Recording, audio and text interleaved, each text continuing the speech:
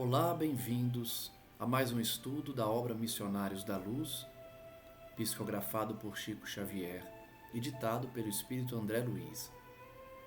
Estamos no nosso estudo de número 43, analisando o capítulo 17, intitulado Doutrinação. No último estudo, acompanhávamos o pedido de uma mãe para que Alexandre auxiliasse no socorro do seu filho criminoso na terra, mas que, depois de muitos anos dedicado ao mal, apresentava sinais de que estava saindo da rebeldia e poderia escutar a sua mãe nesse pedido de resgate. Ela narra então a Alexandre que, apesar de ele ter passado por uma tentativa de doutrinação anterior, agora ele apresentava sinais de que poderia ser convencido, porque estava se cansando do mal, apresentando verdadeiro tédio na sua conduta rebelde. Por isso, como vemos aí, a mãe informa que, pela sensação apresentada pelo espírito, ela percebeu que poderia solicitar uma nova tentativa de doutrinação para Alexandre, a fim de retirá-lo desse sentimento de rebeldia e finalmente resgatá-lo. Ela pergunta: quem sabe não chegou o momento divino da luz íntima para esse espírito? Venho sofrendo muito por esse pobre filho, desviado da estrada reta, e é possível que o Senhor, Alexandre, me conceda a graça de reintegrá-lo na senda do bem. Como sempre, então, as mães intercedendo por seus filhos, pedindo à espiritualidade ajuda, a fim de que resgatem aqueles que estão desviados pelo crime, pela maldade, pelos prazeres e desvios morais comuns aos que estão desregrados no mundo. As suas afeições mais puras, então, eram direcionadas àquele espírito, que agora seria objeto de auxílio maior, por intermédio de Alexandre. Fixando então ele com seus olhos, com um estranho brilho, implorou: ó Alexandre, conto com seu apoio decisivo. Preciso trabalhar por Marinho, de cuja desventura me julgo culpada até certo ponto, e confesso-lhe, meu amigo, que me sinto cansada, em profunda exaustão espiritual. Duas reflexões merecem comentário. Primeiro, como sempre, a mãe se acha culpada pelos erros dos filhos. Toda mãe acha que faltou com algo durante a criação que levou ao desvio moral dos filhos. É comum as mães pensarem que têm parcelas de culpa pelo destino desviado de seus filhos. Segundo lugar, como Alexandre poderia negar um pedido de mãe? Ela implora a ele que a auxiliasse, complementando que estava exausta, totalmente cansada espiritualmente, para prosseguir naquela posição de mentora, de auxiliadora do próprio filho. Alexandre então responde: compreendo-a. E ele estava comovido. A luta incessante para arrebatar um coração amado, prisioneiro das trevas, dá para esgotar a qualquer um de nós. Percebam aí a empatia de Alexandre, se colocando no lugar daquela mãe, e que ele também estaria cansado, exausto, se tivesse que incessantemente lutar em favor de um ente amado. Um ente que era prisioneiro das trevas por suas próprias escolhas. Tenha calma, no entanto. Se Marinho permanece agora entediado diante dos companheiros de criminoso desvio, então será fácil ajudar-lhe o espírito, recolocando-o a caminho da verdadeira elevação. Notem a experiência de Alexandre. Ele sabe que se o espírito apresenta sinais de tédio, ficará fácil convencê-lo a deixar as zonas trevosas e inferiores a que está acostumado, submetido às ideias rasteiras da maldade. Certamente Alexandre já havia convencido muitos espíritos trevosos e sabia, portanto, que o tédio, o cansaço, a vontade de sair de um local escuro e trevoso eram fatores preponderantes para o resgate de um espírito em erro. E com Marinho não seria diferente. Por outro lado, Alexandre diz: não me abalançaria ao concurso ativo. Confie em nossa tarefa e façamos por ele quanto estiver ao alcance de nossas possibilidades. Então ele promete auxiliar conforme a autorização do alto, divina. Tudo está pronto no campo preparatório? Ele pergunta. Como Marinho já havia passado por tentativa anterior de doutrinação, a sua mãe já conhecia os preparativos. Por isso, Alexandre pergunta se esses preparativos já estavam realizados. Ela diz: sim. Alguns amigos me auxiliarão a trazê-lo, enquanto outros se encarregarão de ajudar Otávia, encaminhando convenientemente o assunto no agrupamento. Então me parece que Otávia, a médium que já conhecemos, porque ajudou na comunicação de Dionísio, também iria auxiliar naquele momento, talvez como médium, talvez como uma benfeitora do Marinho. Nós ainda não recebemos a informação se Marinho está desencarnado ou encarnado, mas Otávia serviria novamente como uma auxiliadora. Se Marinho está desencarnado, ela seria novamente a médium, que ajudaria na doutrinação dele.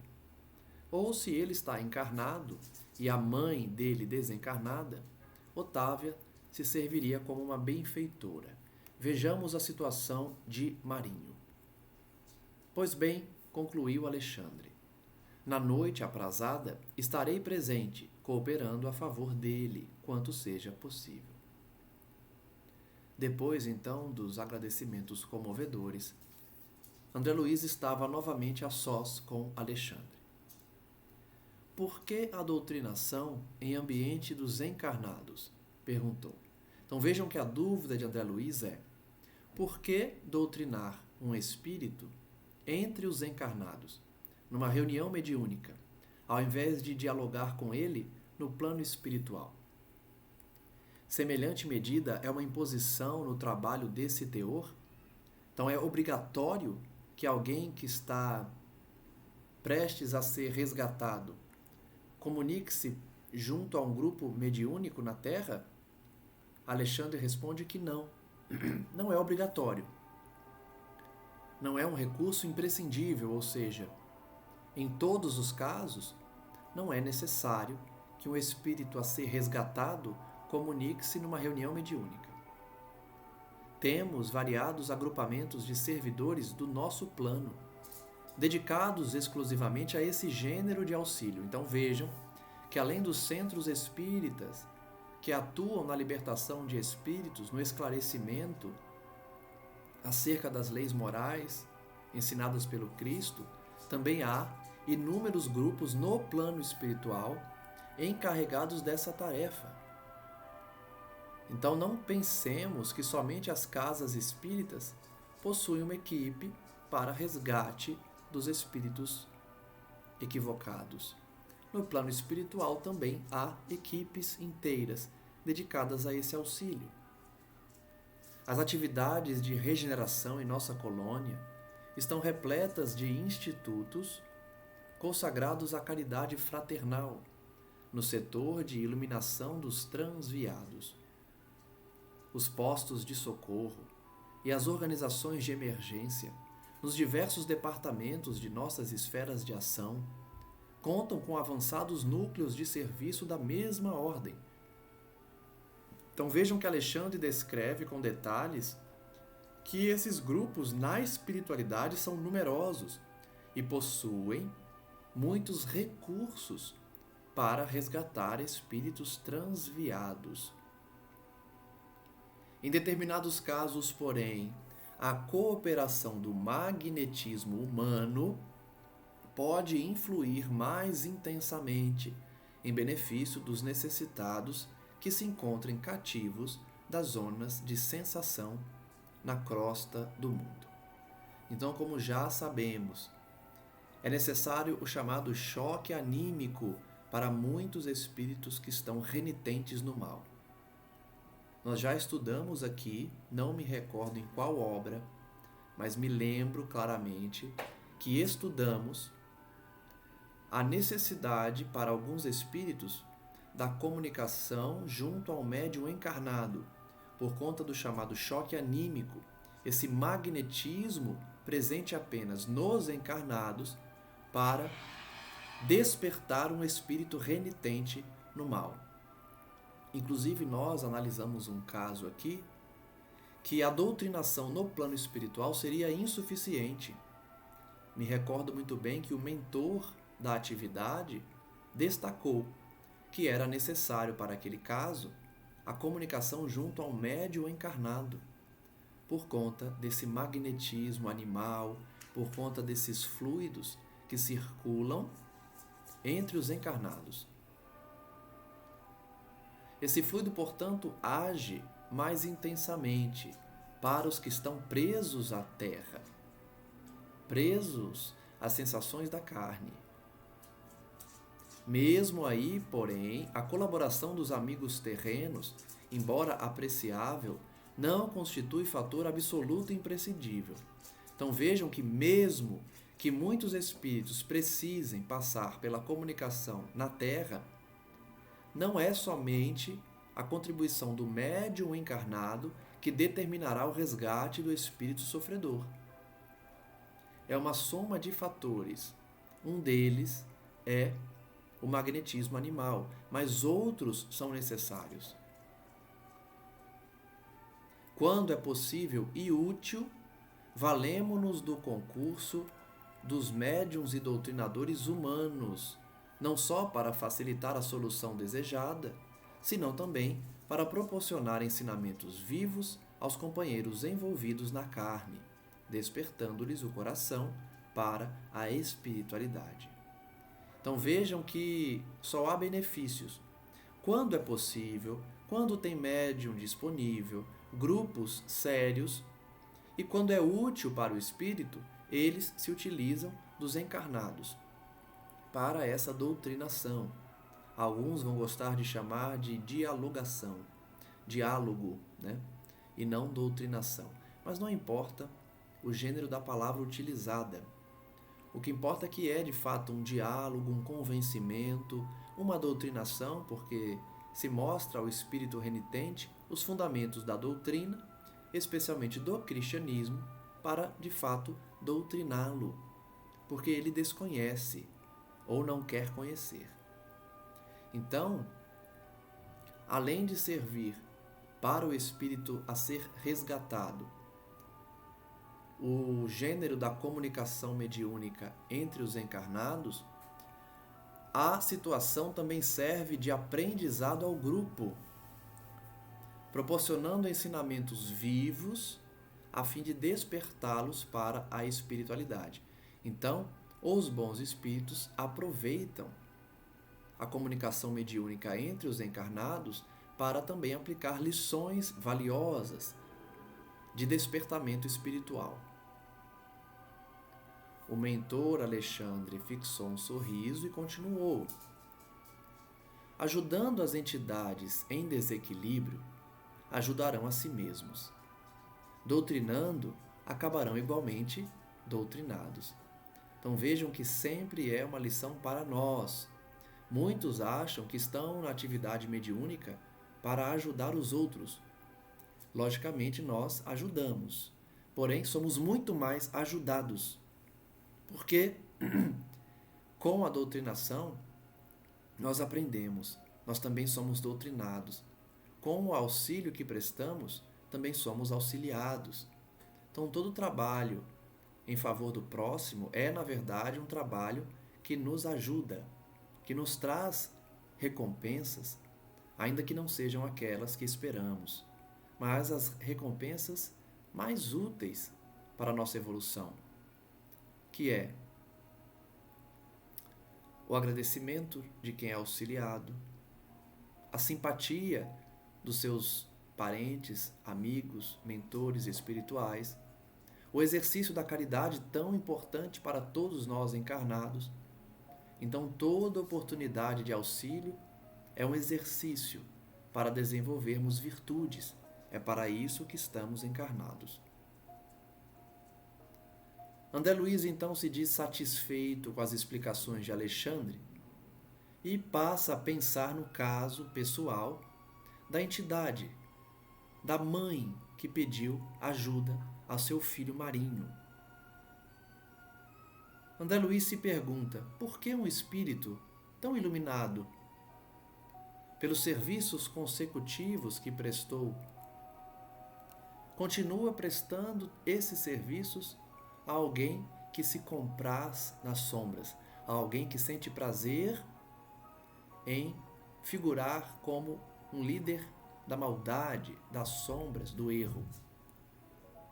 André Luiz, ao pensar assim, não chegou a refletir no amor de mãe, porque nós sabemos a resposta dessa indagação. Nenhuma mãe fica em paz enquanto um dos seus filhos está no erro, nas sombras, no equívoco. Mas André Luiz ainda se pergunta: seria justo acorrentar corações maternais a filhos impenitentes?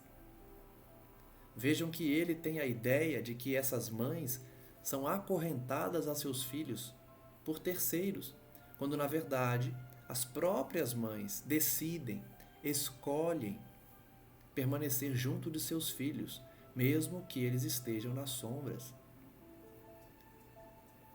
André Luiz, então, ao pensar assim, chamou a atenção de Alexandre, que explicou: a dedicada amiga que nos visitou é uma pobre mãe, em luta depois da morte física. Ela desencarnou e, logicamente, se preocupa com seus filhos. A quem se refere na intercessão? Perguntou André Luiz. A um filho que foi sacerdote na crosta. Então nós temos mais informações de Marinho. Marinho tinha sido sacerdote, talvez padre, aqui na Terra.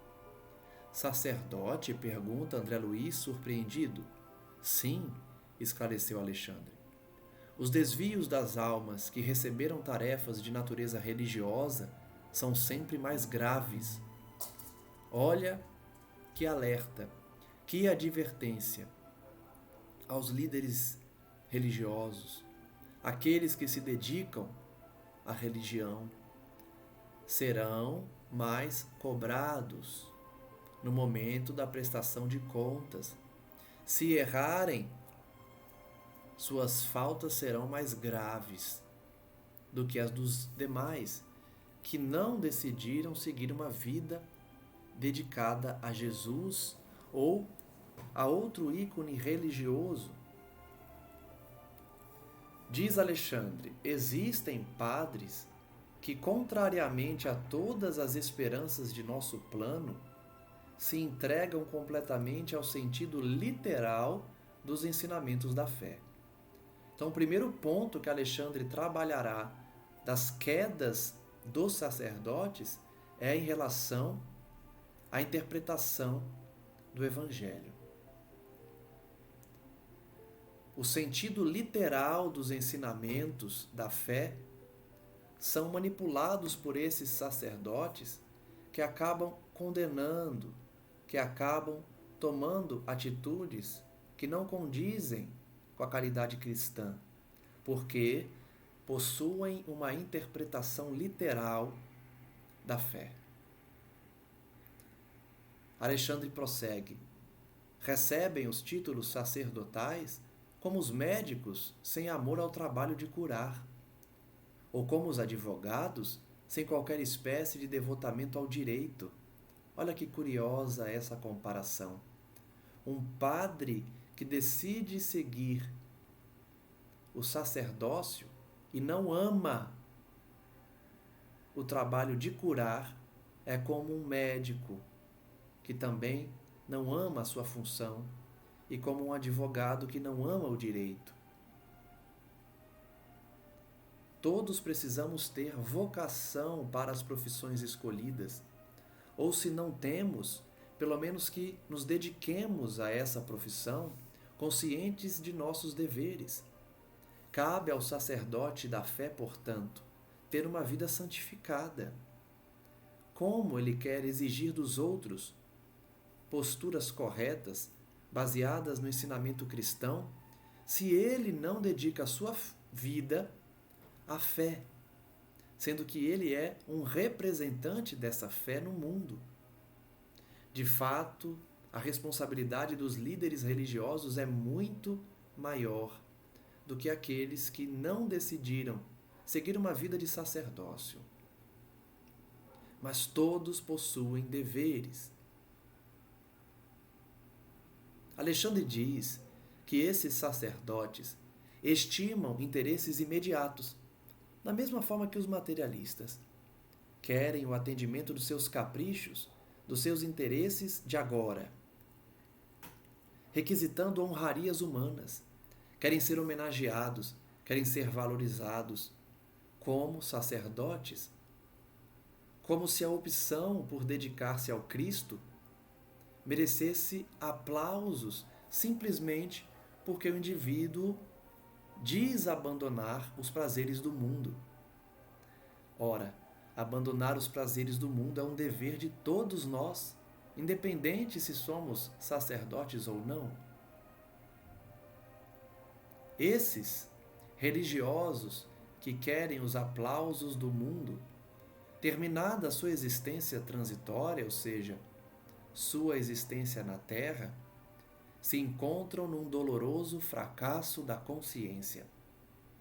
Da mesma forma que todos que desceram à Terra em missão, em cumprimento de uma obrigação anterior, comprometidos com o planejamento reencarnatório e falham, também sentem esse fracasso da consciência.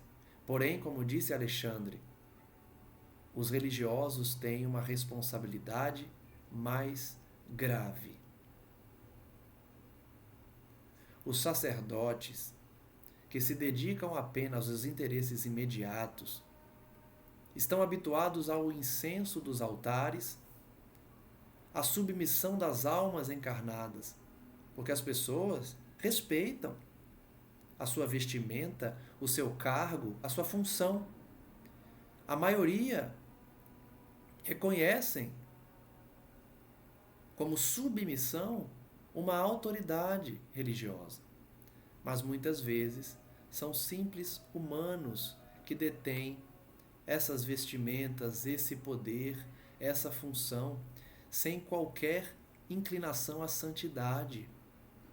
Então, essas pessoas submissas aos sacerdotes podem encontrar desapontamentos, ou pior, serem vítimas desses indivíduos. Porque eles, na maioria das vezes, não reconhecem a própria falência.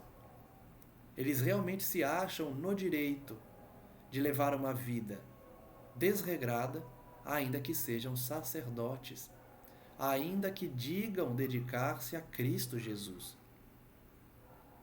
Não enxergam a própria queda moral, a própria falência, a própria bancarrota. E preferem, então, qual atitude? Um encastelamento na revolta. Lamentável. Convertendo-os em gênios das sombras. Vejam que triste a situação de Marinho. Foi sacerdote na terra, mas tinha interesses imediatistas.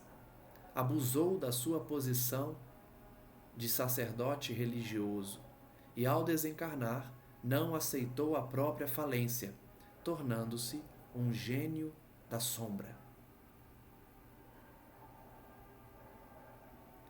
Precisamos analisar essas informações como alertas, como advertências,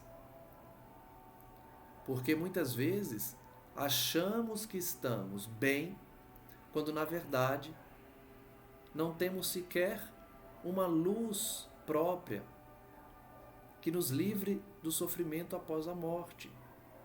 Todos esses que ocuparam posições de relevo na Terra, mas abusaram da sua função ou não se dedicaram aos seus deveres, a grande maioria não enxerga que faliu e seguem revoltados no plano espiritual, não aceitando o auxílio dos amigos espirituais, dos mentores, dos guias, de amigos que buscam despertá-los.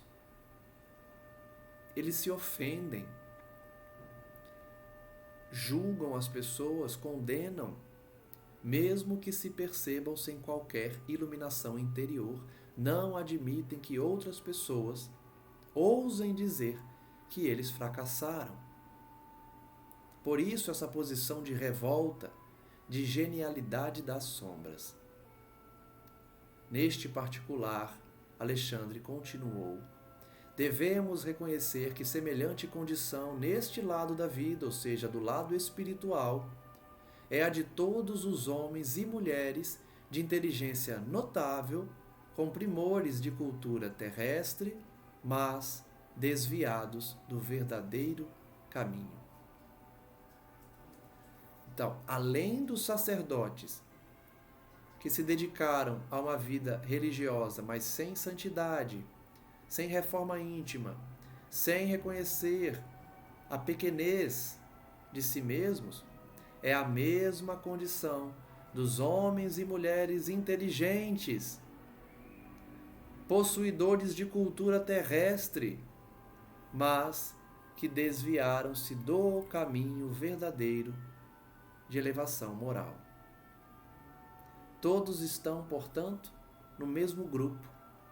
O intelectual que se desviou da elevação moral, porque, pelo orgulho de se achar melhor que os outros, mais inteligente, pela vaidade de buscar os aplausos humanos, desviaram-se do caminho correto, deixaram de se elevar moralmente e perderam valioso tempo na busca incessante dos prazeres da terra, do reconhecimento dos homens, recebendo dessa forma o galardão aqui na terra e posteriormente, após a morte, sofrimentos lhes aguardaram.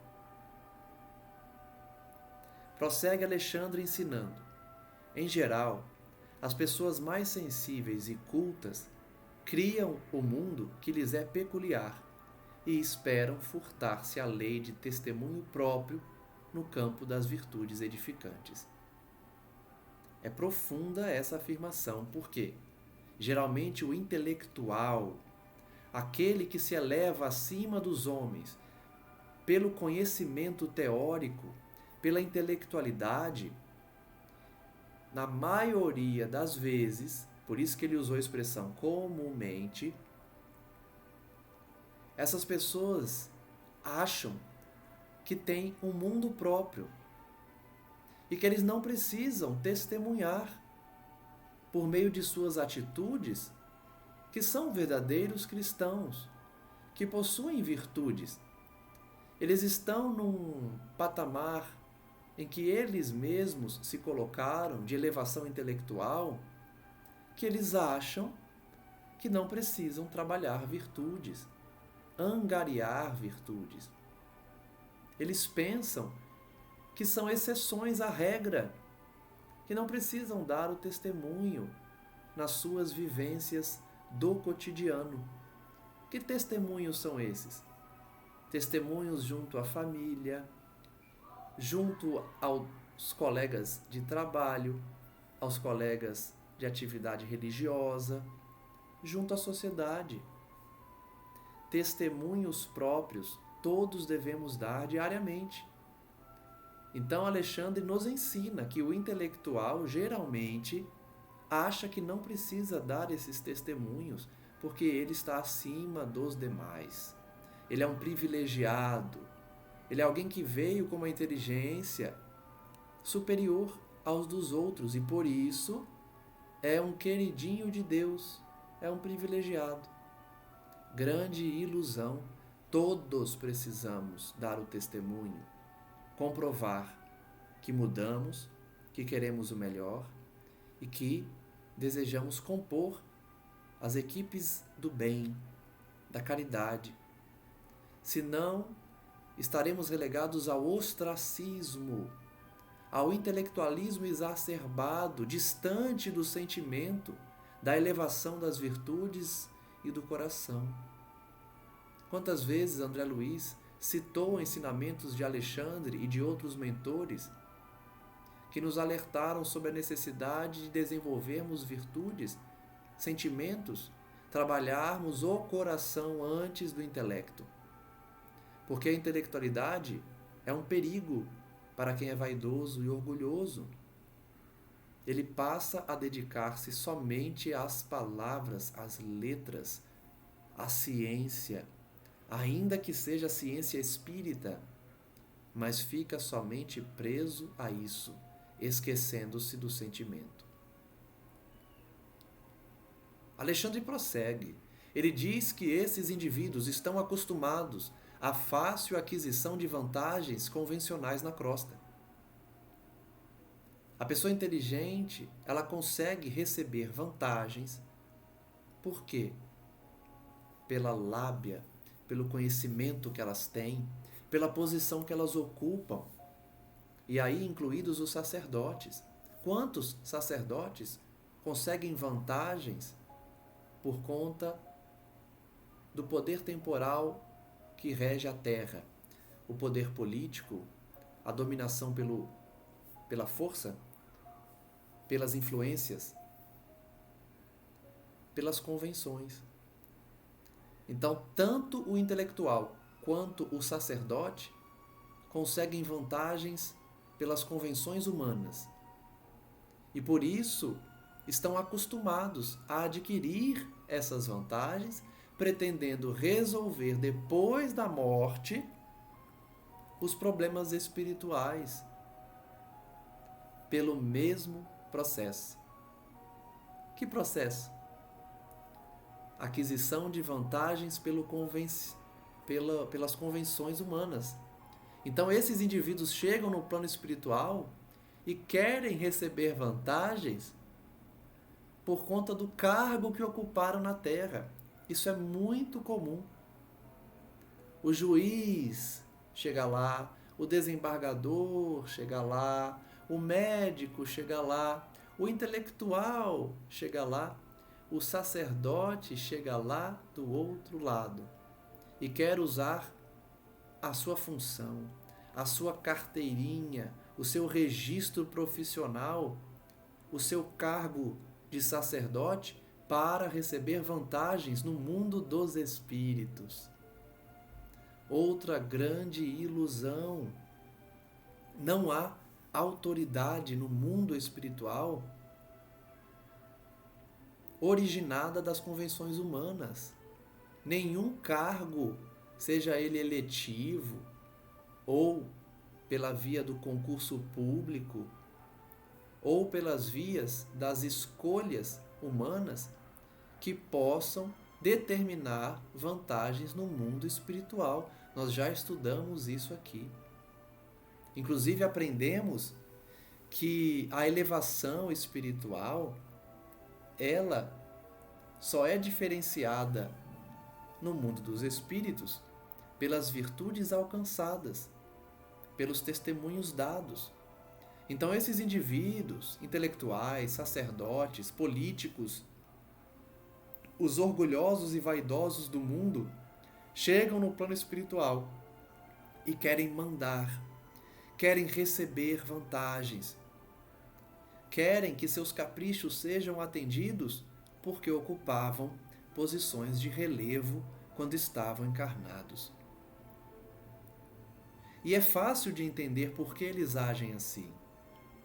Eles agem assim porque na Terra eles conseguiam as vantagens ao citar o nome, ao citar o seu cargo, ao citar as influências políticas que possuíam. Eles conseguiam resolver todos os problemas, receber todas as vantagens que queriam.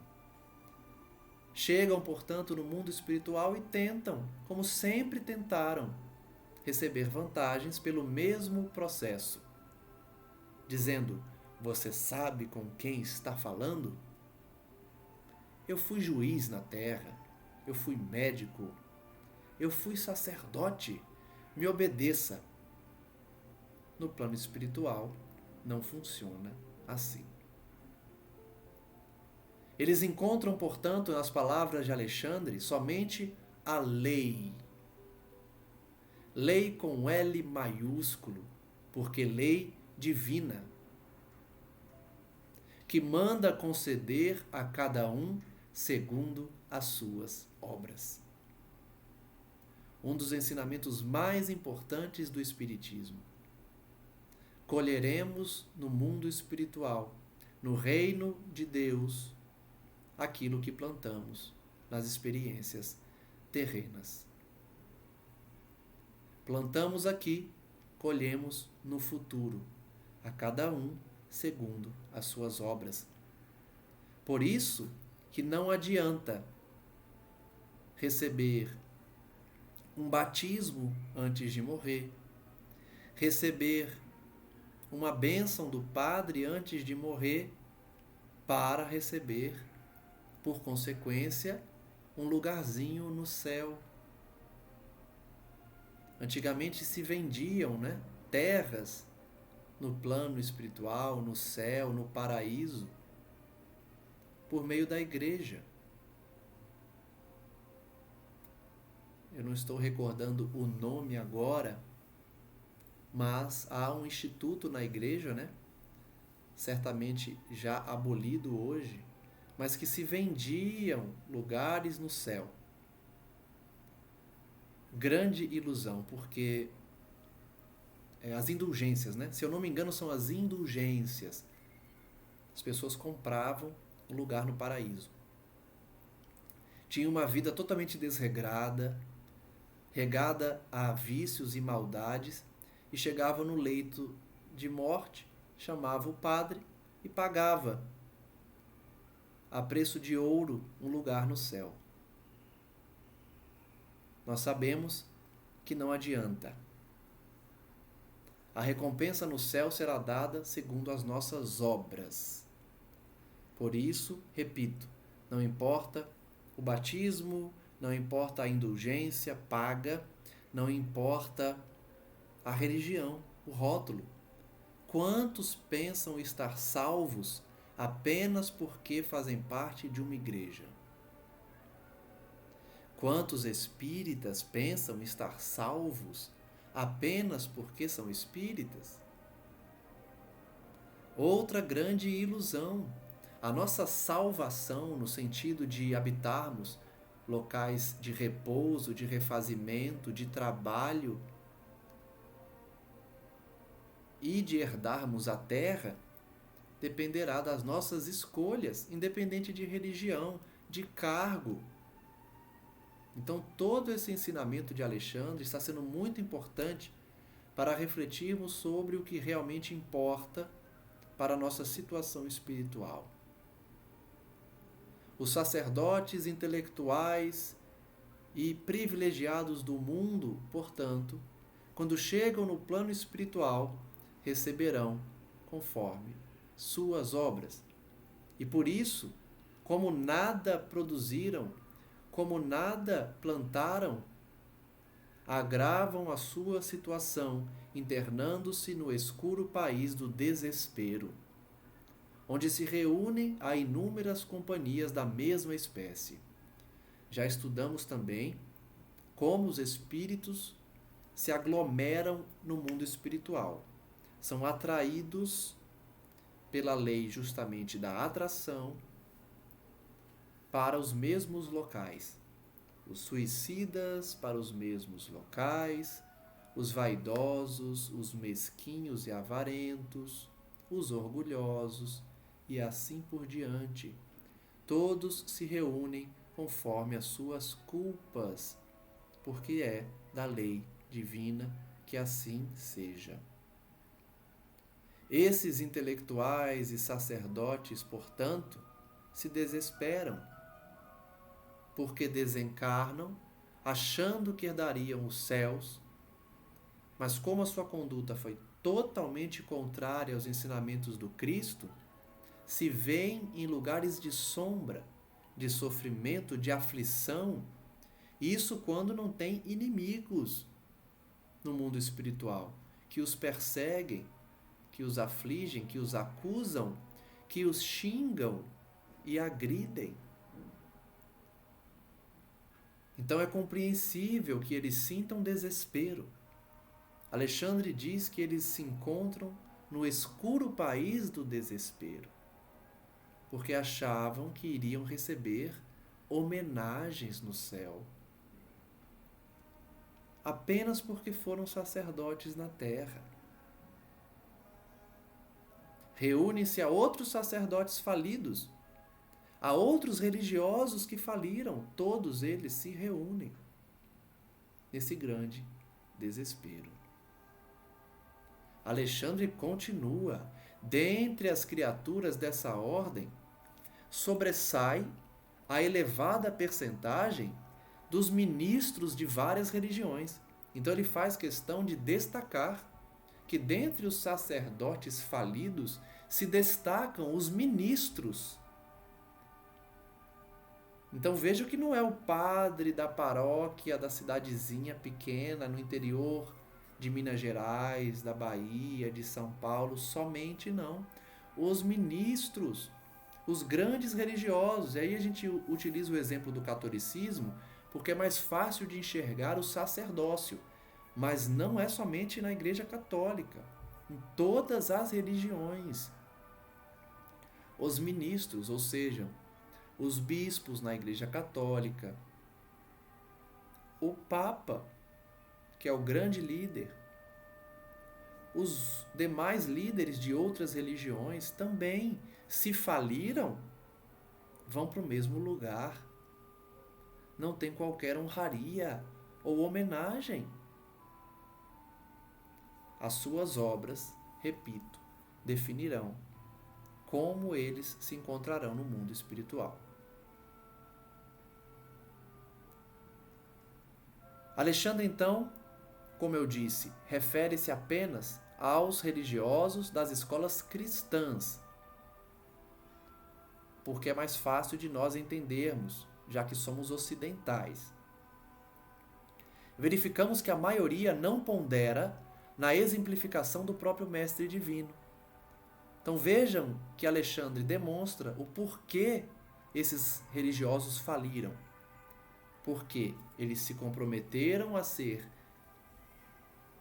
modelos para a sociedade em que convivem, seguidores reais do Cristo, imitando a postura do Mestre, mas não praticaram. Não exerceram aquilo que pregaram e não cumpriram aquilo que prometeram. Fecharam seus olhos e seus ouvidos aos sacrifícios apostólicos. Por isso, a responsabilidade do religioso é maior do que a dos demais. Porque o religioso, ele se compromete. Ele precisa sacrificar de muitas paixões, de muitas ideias, pensamentos e atitudes a favor do apostolado. Ele é alguém que as pessoas precisam se espelhar. E nós sabemos das consequências nefastas que um mau religioso produz na sociedade. Um religioso falido, ele leva consigo muitos na sua queda, porque as pessoas que confiam nele ou se revoltam, ou caem no mesmo erro, ou abandonam qualquer espiritualidade, qualquer sentimento de religiosidade, porque depositaram a sua confiança em um humano que falhou. Por isso a sua responsabilidade maior. O sacrifício apostólico é uma exigência para o religioso. Alexandre então exemplifica. Simão Pedro, João Evangelista, Paulo de Tarso representam para eles figuras demasiadamente distantes.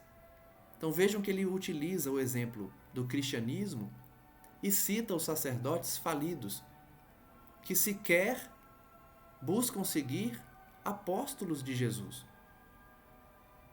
Seguir Jesus esquece. Eles consideram muito distantes dele. Mas e os apóstolos? Também não. Estão distantes. E aí ficam apegados às decisões convencionais dos concílios, estudando apenas livros eclesiásticos e querendo resolver todas as questões transcendentes da alma por meio de programas absurdos de dominação pelo culto exterior.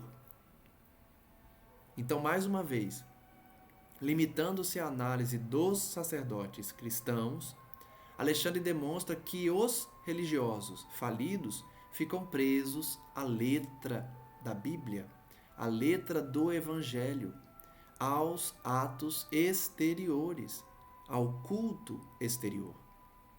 Então, na intimidade do seu coração não há elevação, não há iluminação.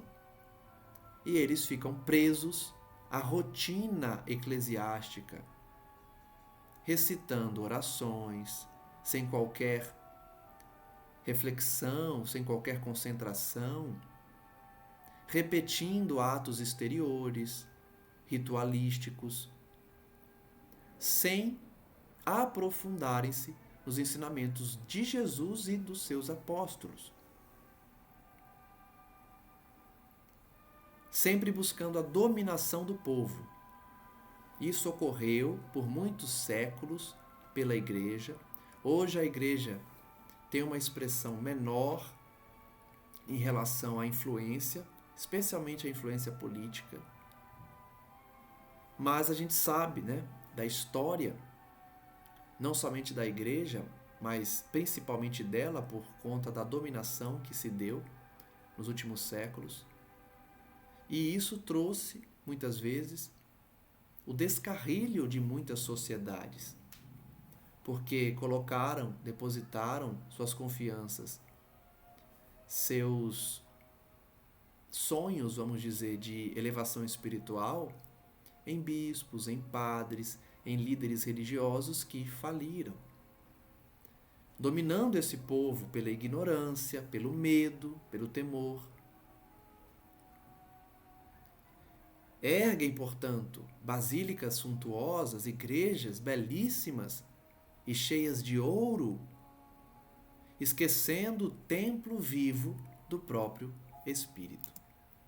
Então, na mesma linha de aconselhamento que Alexandre dá aos espíritas, ele também cita que faltou isso aos religiosos da igreja. Faltou desenvolver sentimento, coração. Faltou dedicarem-se ao espírito, ao invés de se prenderem às suntuosidades do plano físico. Esses indivíduos, portanto, homenageiam o Senhor como os orgulhosos romanos reverenciavam a estátua de Júpiter. E aqui uma nota de rodapé. Júpiter é o deus supremo da mitologia romana, senhor dos céus e das terras e dos outros deuses. Corresponde a Zeus na mitologia grega. Então vejam que Alexandre compara as homenagens dos padres, dos religiosos falidos a Jesus, da mesma forma que os romanos endeusavam Júpiter, que os gregos homenageavam Zeus, tentando subornar o poder celeste pela grandeza material das oferendas. Então, os cultos exteriores. Ofertar bens materiais a Deus, como se isso fosse do seu agrado. Alexandre então diz: mas ai, esquecem o coração humano, menosprezam o espírito de humanidade, ignoram as aflições do povo a quem foram mandados servir. De novo, por isso a responsabilidade mais grave dos líderes religiosos. Eles foram direcionados à terra para servir ao povo. E fazem o contrário, se esquecem do povo. Esquecem-se das dores e sofrimentos do povo para dedicarem-se somente ao culto exterior, aos interesses mesquinhos e passageiros. Cegos aos próprios desvarios, ainda aguardam um céu fantástico que lhes entronize a vaidade criminosa e a ociosidade cruel. Então Alexandre resgata aquela ideia de que o religioso falido, quando morre, quando desencarna, continua com a mesma ideia de privilégio, de que ele está acima dos demais, de que ele merece pompas e homenagens por ser um líder religioso,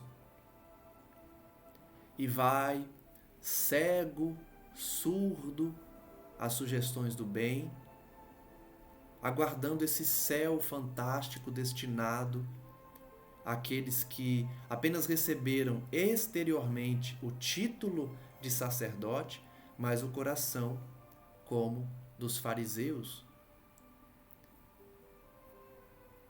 como túmulos caiados de branco, cheios de podridão por dentro. Alexandre então dá essa introdução para falar de Marinho. Ele não iria dar tantos detalhes do sacerdócio católico sem uma causa, sem um motivo. Nós vemos então aí que Marinho, filho daquela senhora zelosa e dedicada, falhou como um sacerdote católico.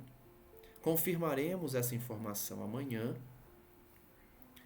no próximo estudo, mas certamente, por meio dessa introdução, a gente consegue entender o contexto em que Marinho falhou, em que Marinho caiu e agora está entregue às consequências das suas atitudes, nessa posição de orgulho, de vaidade, de ainda se achar um sacerdote merecedor de homenagens após a morte.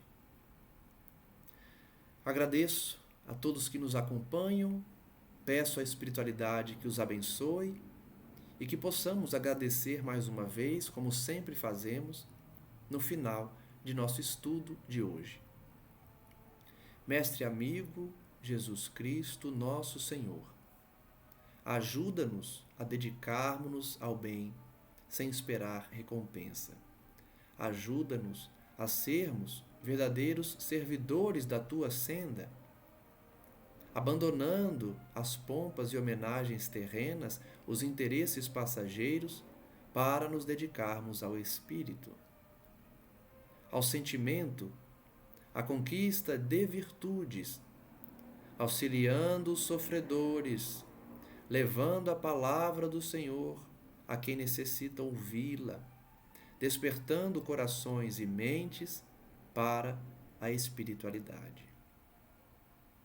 Agradecemos, mestre amigo, pela oportunidade, pelas informações trazidas por esses médiuns santificados que dedicaram as suas vidas ao bem, que dedicaram-se ao próximo, colocando-os acima dos seus próprios interesses, das suas próprias necessidades, muitas vezes sentindo fome, cansaço, mas sempre atendendo aos sofredores.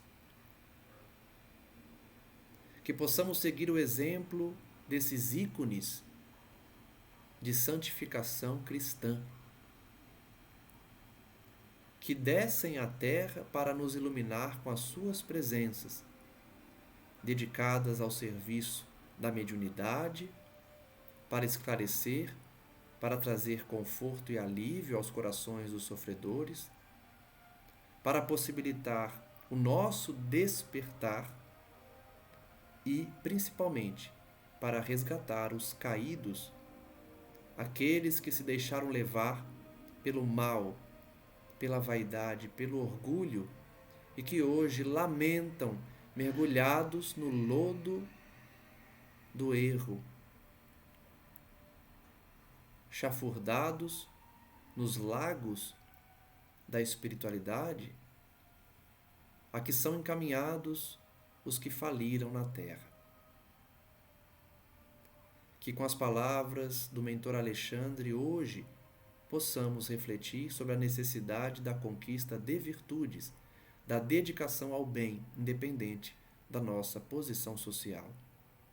E se somos sacerdotes, se somos líderes religiosos, atentemo-nos para a responsabilidade dobrada perante os deveres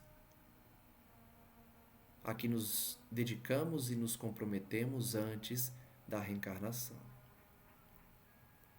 Que a cada dia lembremo-nos do nosso compromisso firmado na espiritualidade, de melhorarmos como seres humanos, de cumprirmos os nossos deveres e de nos dedicarmos ao nosso Senhor e Salvador Jesus.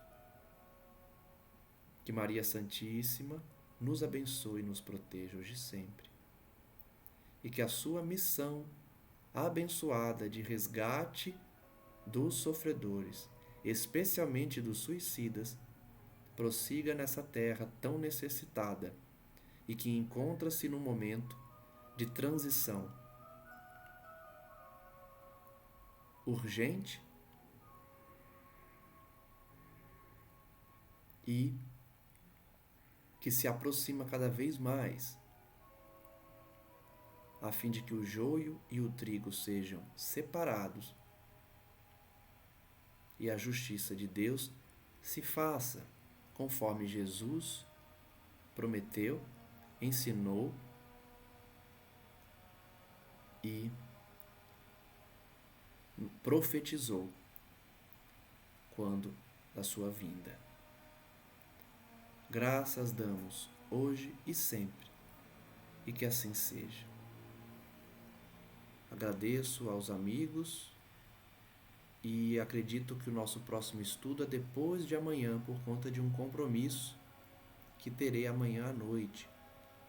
Mas continuaremos analisando essa obra belíssima e tão necessária. Um abraço a todos e até a próxima.